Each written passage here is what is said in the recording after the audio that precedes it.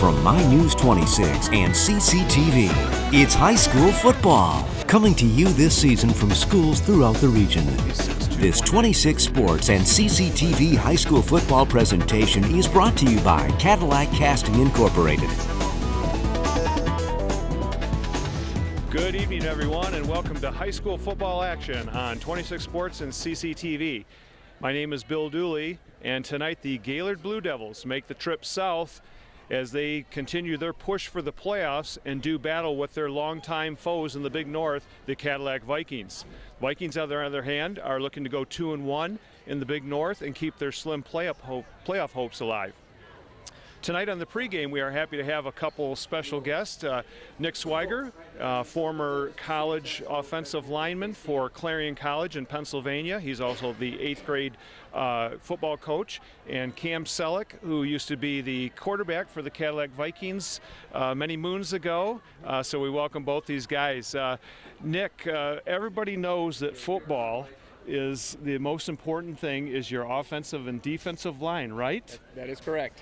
All right. Can you just tell our viewers out there a little bit, maybe about some things about the D-line to start us off with? Sure. Well, first off, we all know the games are won and lost in the trenches, so I'm glad the big guys get some love tonight. So, Yes. Yeah, to start off, the D-line, the intricacies of that is, there's two styles of defensive line play. They have a reading style, which they have a guy come up and get into a guy and try to stand him up and then read. Or we have an attacking style, which most high schools do, where they'll get into a gap, get in a half a man attack, and then try to find the football.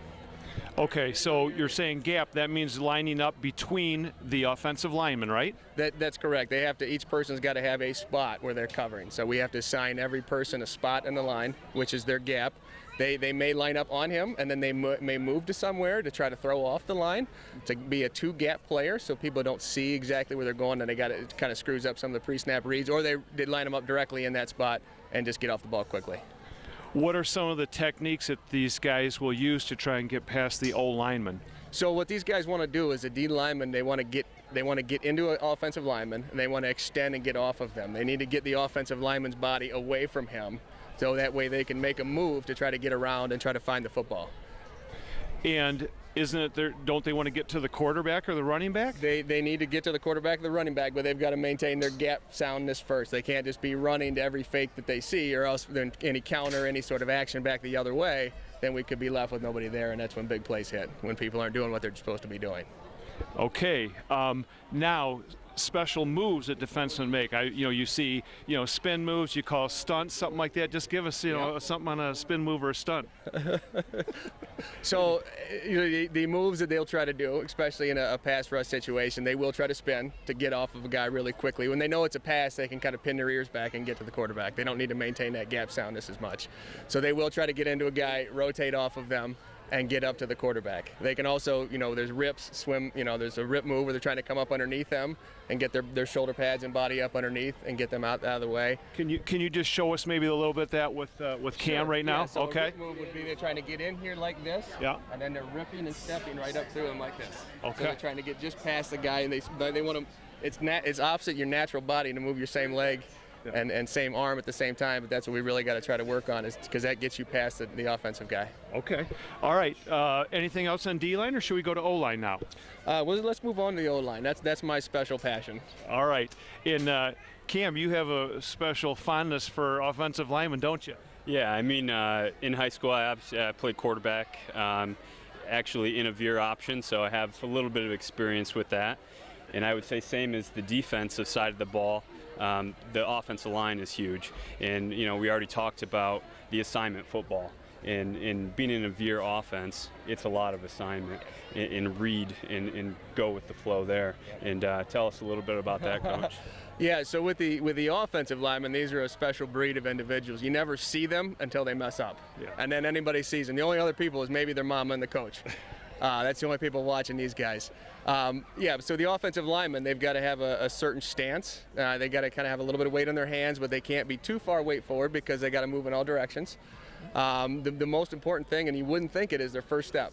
We call it our position step, and it's a real short 6-inch step, and we got to get ourselves out, and we got to be able to move in any direction because we got to react to a defender in front of us. So as little as that sounds, that first step is critical to what we do. All right. Obviously, offensive linemen can't move around like the defensive linemen. What is something that they may do if they trying to read what the defense is doing? I mean, kind of give us an example there. Well, so we'll go up to the line of scrimmage, and maybe before we get down in our stance, we're looking around to kind of see where we are. But the defense can move at all times, and every play that we run, we have about 6 different variations of how we're going to block it, depending on how people line up. So we got to think on the fly. We've got to be really quick on how we're going. And then, we got to just basically go. And then once the ball snapped, we know the cadence, we know what the play is, so we have that advantage.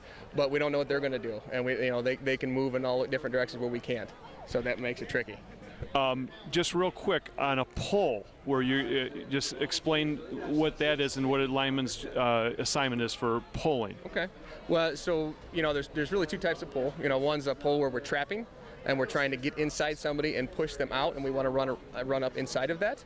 So we'll run inside out. These guys will really hug the line of scrimmage and try to really work inside and get outside of the inside of the defender and try to push them outside and push them upfield so we can run underneath that. Okay. If we're just pulling, we're kind of getting around somebody. We might lead up through a hole. We might try to just outnumber the defense in a certain spots. We're moving people out around and getting around edges and up in holes. Yeah.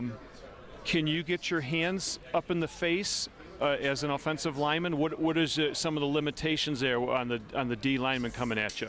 Well, so you can't get your hands in their face. A lot of teams block either with a shoulder or with the hands. Hand blocking has become probably more popular these days with shoulder blocking, where we're trying to punch up inside the body frame. As long as your hands are inside their frame, you can kind of grab on a little bit and just hold on. The minute that gets outside, that becomes holding, or if they get a little too grabby, that gets holding, and we all see those yellow flags come out now and again. You can't get your hands in the face. That's illegal to do that as well. Right. Okay. Well, we're going to pay close attention, Cam and I, tonight, calling the game, looking at specifically at some of the line work on both sides, because, like you said, that's where the games are won, in the trenches. So, and Nick, do you know who you guys play next for your 8th grade team? Yeah, we'll be up in Petoskey. Yeah, we're next Wednesday. We play on Wednesday nights. Okay, great. Well, best of luck to you on the rest of the season. We appreciate you coming in and giving us a little expertise on the line work. And Cam and I are going to finish up here. Thank you. Thank you. Thanks. All right, Cam. Big game tonight for Cadillac. It's homecoming. Gaylord comes in with a lot of momentum at 4-1. They're definitely eyeing the playoffs. Put yourself in Cadillac's spot right now. What's some of your thoughts going on? Well, you take one game at a time, and maybe the record isn't where they want to be right now, but they got a lot of season ahead of them. They're still in contention for the Big North, which is exciting. This week is special. You have homecoming, a lot of excitement, a lot of hype around the game. Really, the big thing leading up this week is to have a good week of practice, enjoy the week, have fun with homecoming, but stay focused on the game.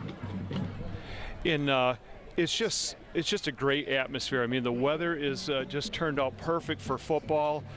You've got longtime foes here, and I'm thinking back to a day, maybe some years back, and maybe you know what I'm thinking about, Cam. You just tell us real quick about that game. Yeah, 12 years ago, so I'm probably going to exaggerate some things more just because I'm losing the memory, but first round of the playoffs our senior year, actually after being beat by Gaylord in the last game of the regular season, we had to travel up to Gaylord and had a great game. Came down to pretty much the last play of the game, and the famous play, the Cadillac was born, and we ended up walking away with a win, and ended up going down to Caledonia in the regionals, and ended up losing. But real fun, great experience, and something you just never forget. All right, Cam and I'll be right back with the start of the game. You are watching high school football action on 26 Sports and CCTV. Stay tuned.